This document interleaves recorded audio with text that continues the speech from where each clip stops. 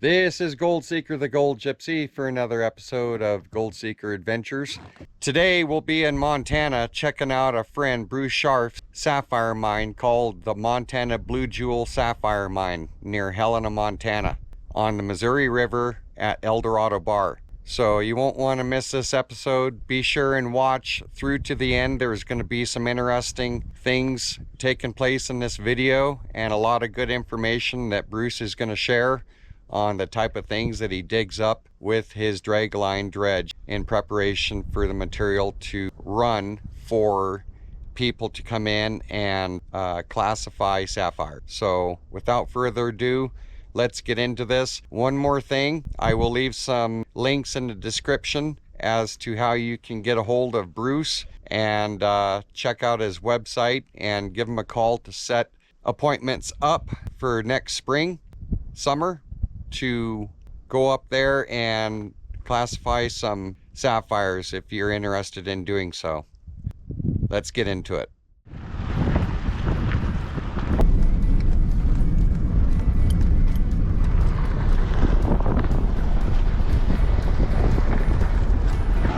Bruce is getting the dragline started up, and this is old school mining right here. Ah, the smell of diesel. So yeah, he's gonna clean out this settling pond so that they can get back to work on pulling sapphires and gold out of the material they're gonna put in this hopper. Yeah, this is the famous Eldorado strip mine, gold mine. They pulled sapphires out in the old days, but they didn't have a market for the sapphires at that time. Today, there is a huge market for the sapphires, so it's profitable for Bruce and others in this area to pull the sapphires out and sell them, and also let people come in and they pay to mine the sapphires. But sapphires, in my opinion, are very, very beautiful stone. More interesting than diamonds to me. I just love the color and the beauty of the sapphire stones.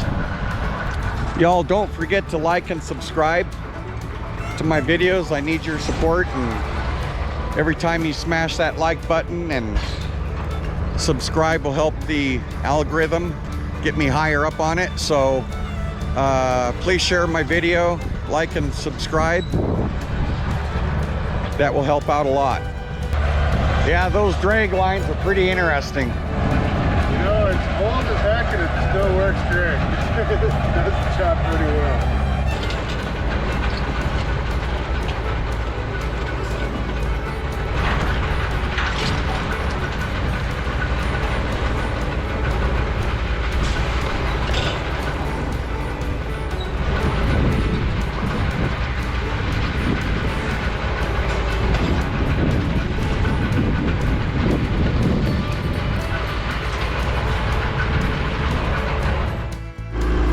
Look at that garnet. That's pretty cool. That's big enough to get cut into a gemstone. Yeah, That's definitely big enough. that's pretty. That garnet probably traveled all the way from the Ruby mountain range somewhere up around Virginia City down either the Jefferson River, maybe the Madison River. Maybe it come from Three Forks down there and made it all the way to here. Huh. Tumbled down that river. Pretty cool, huh? Yeah. There you go, you can have it. Oh, cool. Thank you. Now this garnet is a lot different than the garnets we have. A cube of iron. Yep. Is a lot different than the garnets we have A fossil shell. up around our claim. Oh yeah. Up in Carpenter Gulch. What's the biggest garnet you've pulled out of there? I've got some garnets. They're about this big. Yeah, But they're the different type of garnet than this. I've got garnet like that was 21 karat, rolled out the bank as big as a marble. Right. Right out of the rough stock up there, like I was talking about. If a guy goes up there, the light hits it right just like that. Now the garnets we have over there are kind of root beer color. Yeah, and these are mandarin orange. Right. Yeah, these are just the most beautiful garnets I've found out of all of them, without a doubt. Well, this hematite has a shale imprint. That's what I said. It's got a fossil, an imprint in it. I'll Yeah. see if I can find you one of the xylopods. A sea urchin is what I'm looking for. Maybe there's one of those. This is sometimes there's pieces of the crinoid plant root sections and things like that that are in here too. Now, I think that's another garnet. Look at that, another garnet, Matt. But this one's not near as nice as that one was. Those are so cool. But yeah, Dr. Eric really had a lot of fun when he came out here, that's for sure. Just a lot of irons, and I'm not expecting there to be anything too ooh-ah, wow. That's, you know, this has been hit by the kids with young eyes. My old eyes are, I still find shit though. Yeah, when I was over at that hydraulic pit, there was no water. Yeah. So I just tried classifying it through the screens, and then this is a whole clam. Just the shape of it, it's wore down. That it would have been one of them whole clams. They were real tiny, huh? Up to the size of that. Not all of them were so tiny. Look at how polished it is. Yeah, there's a little sapphire shard. Yeah, it definitely looks, that's a clam. Yep, it definitely is. There's another little sapphire shard. Look at, see them? Yeah. These little shards, they're not the best. A little tiny clam. Yeah, there you go. Yeah, it's fun. Here's a little plate that's got a little kind of, almost a little dash of purple to it. Yep. Not much, but. Is this a clam? Or no? That's the top of one of them sea urchins, but it's wore down, but it had little marks all the way around it. This is only half of it. It was like a sand dollar type shape. It was round, and it had a pattern on it. That's got a little bit of weight to it too. Yeah, and it's made of iron. It's definitely, now here's a limestone fossil. Inside of that has a shell imprint. Yep.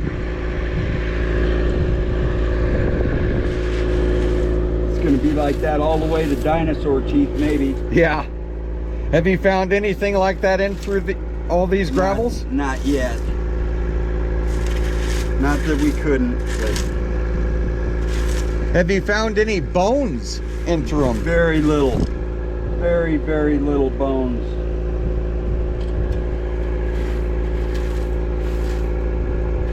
I knew a guy, I can't remember what his name was. You might remember. He went down the Missouri River, or followed the Missouri River all the way up to the headwater on a John boat, him and his dog. And below Fort Benton, he was going up the river and out of the bank. What is that? I don't know, you just find stuff like that that's really shiny. Right. You know, it's just a different piece of rock. I don't know, we'll look at it. But anyway. Yeah, he found an old prehistoric bison skull right out of the banks of the Missouri. We found one up in Virginia City, up in Brown Skulls, but it was down under 30 feet of silt, right on top of the pay layer. Yeah. Yeah. Years ago when I was working up there. Well, this is, I'm about ready to kick water down back into the system. Everything's getting really close to getting ready to run again. That's holding water then to run? What's that? That tank's holding water to run through this? I'm about to send the water down this chase, and it'll start building water in the pond, and then we'll put the suction line on down into the water, kick open the valve, let the pond fill up wherever. I tried to leave a good low spot like that for Right. Stuff will fill in a little. We got lots of water. We'll catch water. Yeah. It's more the weather. Just start all this and have it pouring rain and have to shut this down. I don't have everything ready quite yet either. Now, do you have a well drilled here, or do you have to get it from the river? No, I got a well. I got a well down here 300 feet. It gives us 10 gallons a minute all day long. Right. It's already going to be gone up there. Right. Drop in, come out these hoses, dump the fines down to this side of the pile. The coarse gravel will come out to that side of the pile. It has an automatic feeder that'll feed that in.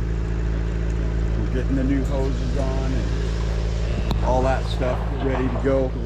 Eric's screening the material that's in those stockpiles there.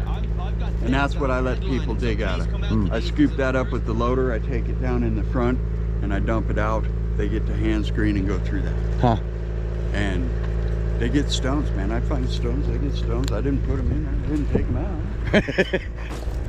And this is, we switched our screen size from, well, we've tried a lot of different sizes.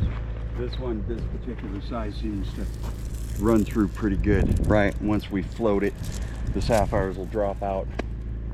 And I've got to feed it through the automated system, speed and feed. Right. I got 30 acres from the road all the way to the back of the rock piles to do this material. Every year that I've owned the mine, I've bought equipment with the proceeds of the mine to go back in to make the mine easier for the next year. Right. Bought this gen set. We couldn't get power to build out of it. I bought that gen set. Electrical issue shut it down. Bought the other gen set. We're working on this one right now. I have it tore down. The water pump's being rebuilt.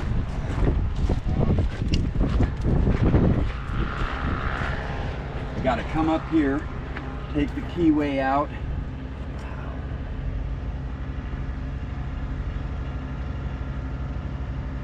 There's a seal that's in there. There's a collar that's in there. That silver ring you see is a collar, and the seal is on it. But I think the seal is leaking, so I've got to drill a hole into that seal with a screw, a small little hole, and then tink, tink, drew one on each side. I got a seal tool, which if there was a way to get that collar out, that tool would work great. But I just don't see how the hell I'm gonna get that clean enough to get that collar out.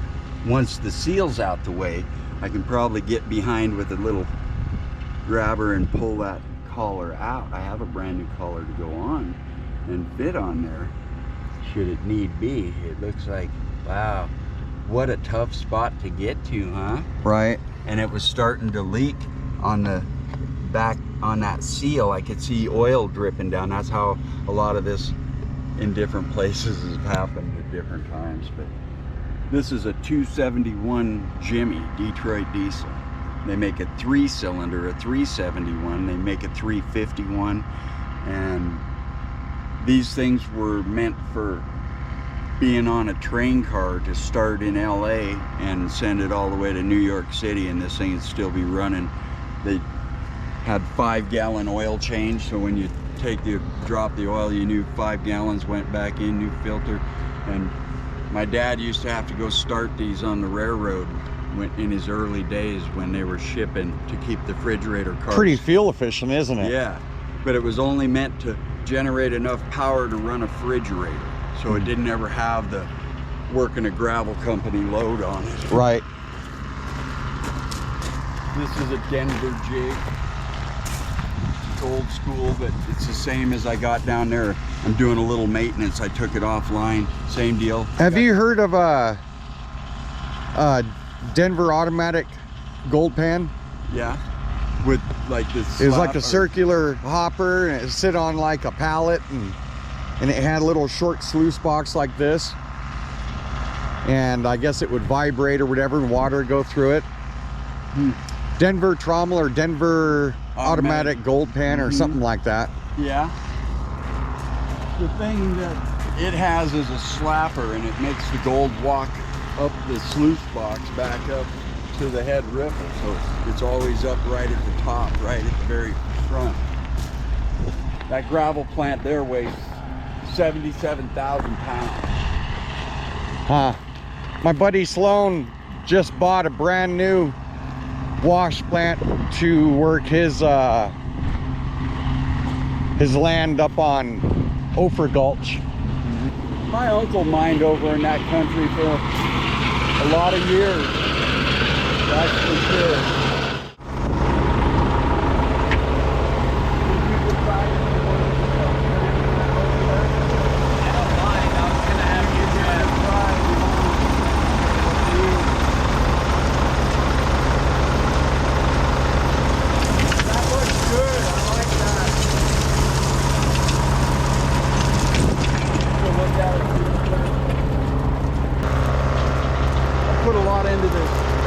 Yeah. I really no doubt I put a lot into it.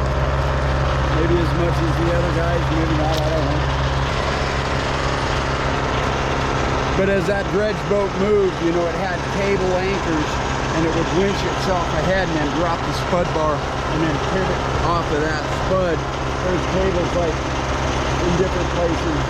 I've dug out of these piles the anchors that I've dragged them over, but that's where you see the coarse pile. Yep. It's because it was running and it was working and everything, and it ran out of dirt, so it had to move ahead. And while it was waiting to get to more bigger dirt, the fines kept pouring out and going out.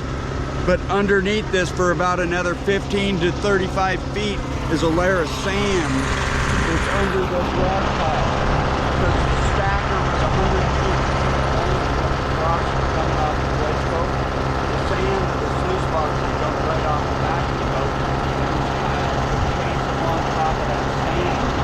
So there's a whole nother layer of it that needs to be cleaned about the sluice box. And a lot of these sapphires, being round, want to feel susceptible, want to stay on the ripple, a nice and crisp over. You know, some stay, but a lot of them didn't. Did the old timers that dredged this, did they reach bedrock? Oh yeah, yeah. They bedrock humped and bumped. Yeah. You know, they dug their way from the river up through that field, dug all of this, and then dug their way back out, all the way back to the river, went up the river, took York Bridge apart, went up the river, and helped build Canyonberry Dam. Huh. That was the last job. It put gravel up that stacker belt, getting it from the river into the cement forms for the dam when they first started. The gravel that's up in that hydraulic pit that I've been poking around, it's even more polished than the rocks here. That's correct. But some of the rocks that are here came from there, so they're going to be just as polished here. Right. When it's that kind of rock. Let's see. You could probably find a piece of the McMaster stone, what we call it, up there from the pit. Some of them will look more like this. Yeah, a lot of them look like that one there, and even more polished. Yeah, and even more polished. We have some of the green striped ones that are just buff, so shiny. That's for sure. There are some polished ones in here. And then this is limestone, ancient compressed sea floor, ocean floor, and there's a lot of fossils that'll be inside of this. You might find one like this is ocean floor, any of that limestone. And that's where the cement plant at Montana City there is making cement out of the limestone. But sometimes you can find... Now, is that that limestone, is that Jefferson limestone or... See the little ribs of minerals that are in there, but there's also shells and different things that once in a while you can find them with a nice shell in it or something like that. At some point in time we'll mine the other piles. We're going to bring this plant closer to the dirt at some point. Not today. Yeah. We've still got plenty to harvest right here out of that pile. This piles here is just the hydro or the through the trommel barrel of that dredge boat. yeah. And up the stacker. Yep. So this is the Trommel tail. barrel. Yeah, it had 3/8 inch holes, so anything bigger is out here. Now, did they at that time? Did they know what the Sapphires were? Yeah. But they didn't have a major market for them at that time because they pretty much had to send it to Germany to get the thing cut. Let's walk up and look at it. Yeah, I wanted an observation point to be able to see things, so I've been bringing the tails up and dumping them because I like it up here. Right.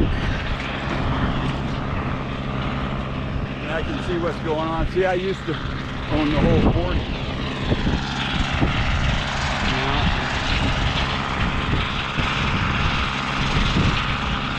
That's another person's land over there. It's a different person. They're going to try to do what we're doing.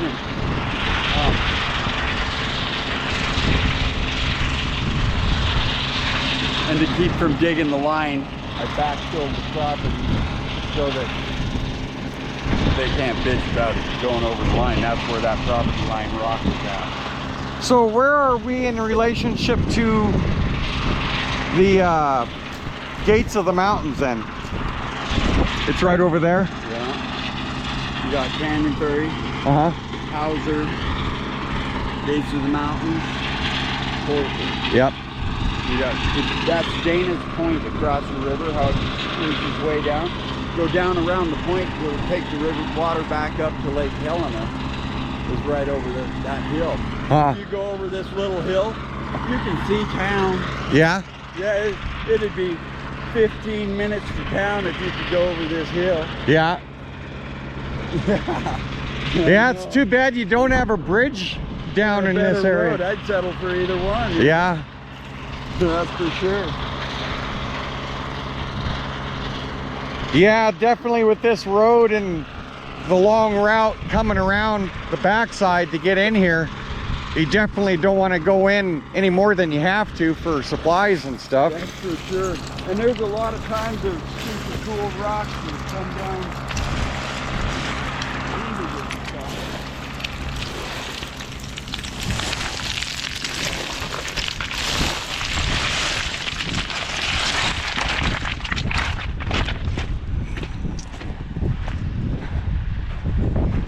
This is just stuff that I've used up in the years leading up to here. This is his gold and gem trap right here. And it goes all the way up and it comes in through here. And then some of the waste will go out here. And I'm not sure where material drops in from this into this sluice here.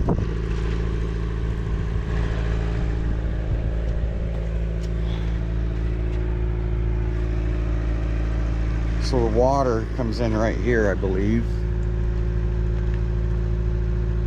No, it does not drop into that sluice there.